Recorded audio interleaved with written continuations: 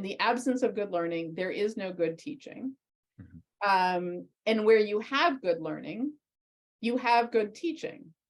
And so I think a lot of what Instructional Moves does is it tries to bring the teaching and learning together and show and sort of put the learning first, such that then you can see what is the instructor doing that actually enables that learning to happen, and to show that oftentimes it really is giving students the opportunity to explore ideas, to challenge themselves and others, to play with things, to talk about it themselves, even though that seems to slow things down. What's actually happening is that they are, encoding stuff, right, rather than having it come, across their, through their ears in this very pleasant thing. So you asked for like a very specific example, Yeah.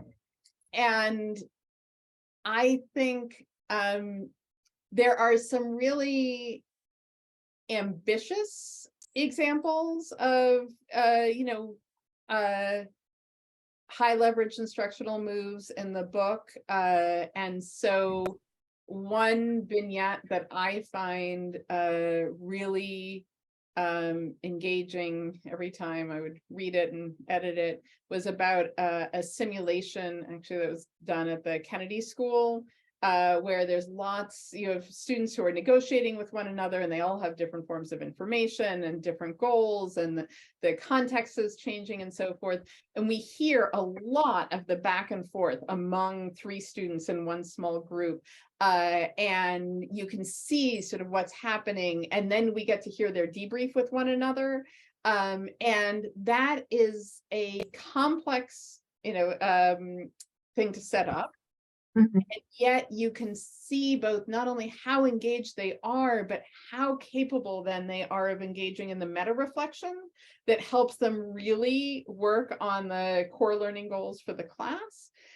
And then a really small thing is that there are there are 2 vignettes per chapter on these different sort of big things about teaching, like interactive lecturing and leading and facilitating discussion and so forth.